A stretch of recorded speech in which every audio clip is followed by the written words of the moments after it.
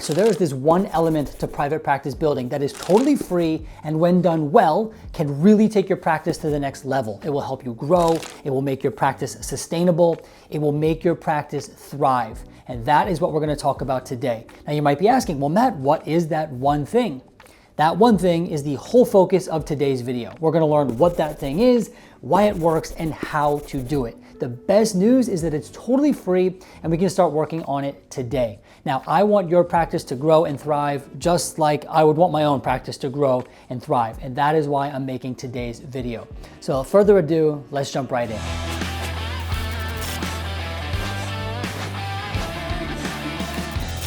So then what is that one thing that I'm talking about? I am talking about trust. Now, I'm not talking about some intangible, vague concept of trust, but practically, how do we actually build trust with clients or potential clients so that our practices can really grow? And I'm telling you that when people build trust with their potential clients, their practices truly thrive. Now, here's the crazy part, is that you have to build trust before a person even works with you, right? Now think about that for a second. How in the world can we build trust before someone even works with us? But it's when we build that trust that people actually book with us and want to work with us. Now think about any other business, right? Now let's use a restaurant, for example, right? When you want to go to a restaurant, you're looking for a new place in town, you'll probably start on Google, right? And you'll find a restaurant that maybe fits the criteria you're looking for. I don't know, Italian, Chinese, doesn't matter, right? And you find it, what's the first thing you do? You probably look at the reviews, right? Now, this is one way that that restaurant begins to build trust with you before you actually taste the food yourself. What's another way? Now, if you're going for, I don't know, let's say you're shopping for clothes, right? You might go on YouTube and search for an influencer that talks about those particular clothes. It's a way that that brand has started to build trust. Now, as therapists in private practice, right, we have all sorts of issues around reviews and things like that, but there are definitely ways that we can build trust with potential clients so that people feel like they know us or can trust our practice and then reach out and book that free call. And I promise you, I'm gonna say this a bunch of times in this video, that when your practice can build trust with potential clients, it will thrive. All right, now let's talk about how we actually do that.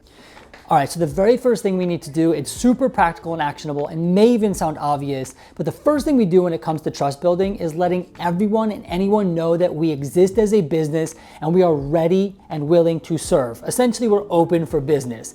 Now, a lot of therapists make the mistake of opening and then just listing themselves on Psychology Today and calling it a day. But there are so many other places where your business should live, or at least you should make an announcement. Now, of course, we do want to be listed on directories where people are searching for therapy, but we want to be on other directories where local businesses are, right? We have Google My Business, we have Yelp, we have all sorts of different local business listing sites that we can be on. Perhaps there are local Facebook groups where you can list your business or introduce your business. There might be community events, Chamber of Commerce events, anywhere where you can go ahead and say, hey, I'm here, this is my business, this is what I do, and I'm open. This is where you want to be. Now, we're not going to do this every single day. We're not going to invest all of our time into going out and announcing that we are open.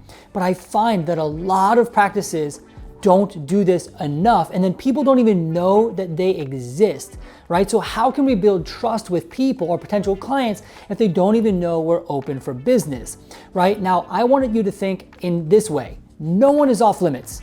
Right? I once heard someone say that to open a business, the first step is to text anyone and everyone in your phone, just 1, 2, 3 down the entire contacts list. Now, it might not go that far, depending on the relationships, but to some degree, really, no one should be off limits. Everyone should know that your business exists. Now, we can even think outside the box, right? So maybe we can put up flyers in our community. Maybe we can get a magnet for our car door. Maybe we can wear a hat. But what I'm really trying to say here is that you want anyone and everyone, especially in your local community where you do serve clients, even if it's online, right? You want them to know that you exist. Now, when someone is thinking about your therapy practice or they're thinking about therapy, right? We want them to say, oh, you know what? There was that person I saw who told me about this at the Chamber of Commerce meeting. Or, oh, you know, I did see a flyer on someone's car about therapy or something like that. And then they type it into Google, right? So the very first thing we want to do is build that trust. Now, Now, another way we can do this, and people talk about this all the time, is you can go around and introduce yourselves to people like PCPs, dentists, other adjacent practitioners. I think all that's really good. I think my point here is I don't really care how you do it, but I want you to spread the word. All right, so now that people know we exist and they know that we're open for business, we need to convince them that we know what we're talking about. So it's one thing to say we do therapy and we do a therapy for anxiety or whatever the case may be, but it's a second thing to demonstrate that you know what you're talking about. Now, how do we demonstrate that? I'm so sorry, there's a dishwasher running in the background. So then how do we demonstrate that we know what we're talking about before we ever see a client? And you probably know what I'm gonna say, right? What is it? Go ahead. If you get this, put it down in the comments. That's right, it is video. This is how we can demonstrate that we know what we're talking about. So maybe we make a series of videos about anxiety, Anxiety 101, anxiety in the workplace, 3 breathing techniques that can improve anxiety quickly, whatever the case may be. But think about it this way. Someone knows you exist, they find you online, and then they decide if you know what you're talking about, right? This is what we want to do. This is kind of equivalent to when you read reviews. Is the food actually good? Is the pizza in this restaurant really that good? Wow, 700 people said that they like this pizza. I guess I might like it too, right? Now in our business, right, the reviews are a bit sketchy. So then, wow, this person has made all these videos about this particular topic. That sounds pretty good. Oh, I can Google some of the things they're talking about. Oh, that seems to line up. That seems to make sense, right? And so we begin to build trust before a client even steps foot or turns on their virtual session. The number one way we can do that in 2025 and into 2026 is through answering questions that people ask in the video format. Now I was gonna stick with the theme of moving around so that the video stays a bit dynamic, but I don't wanna move again, so we're gonna stay in this spot right here. Now, let's say you're totally opposed to video and you're saying, Matt, I'm not doing video. Is that the only way we can answer questions and build trust? No, there are other ways as well. So what are some of those? One way we can do it is by answering questions in online forums or communities, right? So let's imagine, for example, we're part of a local community on Facebook for our town, right, where we are located. Now, let's say someone is asking about general mental health resources. I don't mean someone looking for help in therapy, because that might get a little sketchy with communicating that way in a forum, right? But maybe someone is just saying, hey, I'm curious about mental health resources out there. And then you say, hey, I know all about mental health resources. Let me answer that question, or let me share what I know, right? Maybe it's a PCP or a local teacher or something like that, and they're just curious about resources out there. That's a question you're positioned really well to answer. And what do we do in that moment? We begin to build trust, and it's free, right? It's free for the consumer. And in that regard, we are now demonstrating again that we do know what we're talking about. And then maybe that teacher, that PCP remembers, and now that's a new referral source, right? So this is another way we can begin to build trust. And really simply put, we're answering questions that we are positioned well to answer. And so yeah, online communities is one place we can do that. Maybe we offer to give local talks. Now, I always balk at that one because people talk about giving talks and doing presentations as if you can just show up somewhere and do a talk. You have to be invited, right? But maybe there is a place in the local community where you are able to say, hey, I would love to talk about mental health resources, or maybe it's a local event. I don't know, but you can look for these things, right? And then invite yourself. Of course, you're not going to invite yourself, but maybe offer to volunteer at a particular event. Maybe you sponsor an event or something like that, and you have a couple words you can share.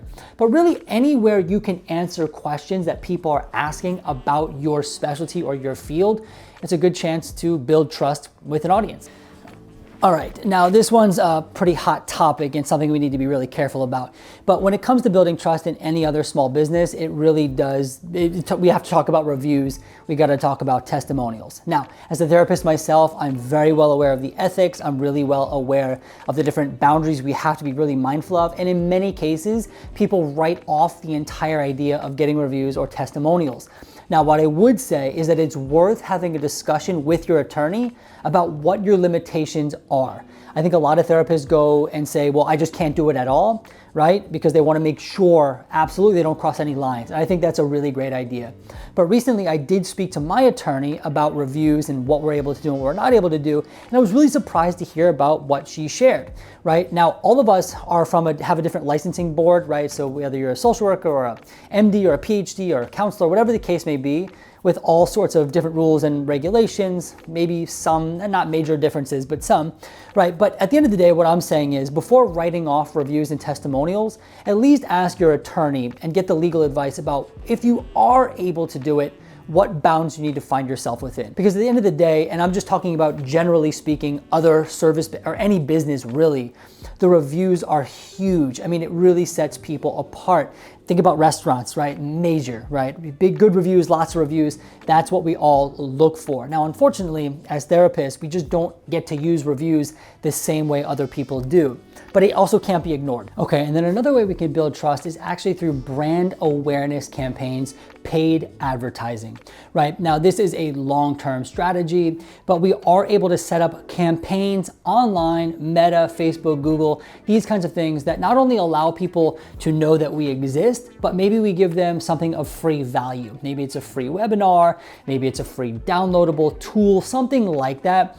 But in that regard, essentially what we're doing is we are paying for the reach, right? Whereas if we go into the community or we go on local Facebook groups, right, you post something and a couple hundred people might see it or a couple dozen people, depending on the size of your area, right? But what we're doing when we pay for advertising is essentially we're taking dollars and cents, handing them to Meta or Google. I know that's a little cringy, handing it to them and saying, can you please put my stuff or my brand in front of people? Now, when we do ads as therapists, we're typically looking to do ads that will convert people, meaning if I do a Google ad, I'm hoping that people will click that and then book a session with me, which is arguably the kind of ad we mostly want to run, right? But for those who are looking for more long-term growth, scalable kind of ads, we can run what's called a brand awareness campaign, right? And there's all sorts of ways to do that. They're typically a little bit more cost effective, right? So they cost less, and that's because you're not really going for conversion, but more so awareness and trust building, right? So one example would be maybe we run an ad on Meta that leads people to a webinar about you talking about how to manage anxiety in the workplace, right? Totally free, no strings attached. And that's one way people can begin to know you exist and you're able to build that trust through paid advertising. All right, so those are 4 different ways you can begin building trust today. And again, if you build trust, and it's a long-term strategy, right? It's not gonna happen overnight. Your practice will absolutely stand out, it will grow, it will thrive. So please incorporate trust building as a part of your overall growth strategy.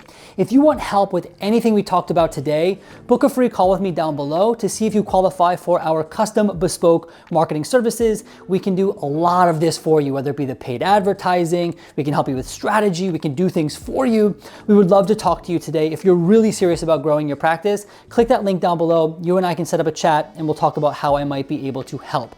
Other than that, I hope you found this video helpful. I hope you learned something, and I hope you're more motivated now than before clicking the video about growing a thriving practice. And until next time, I will see you in the next video.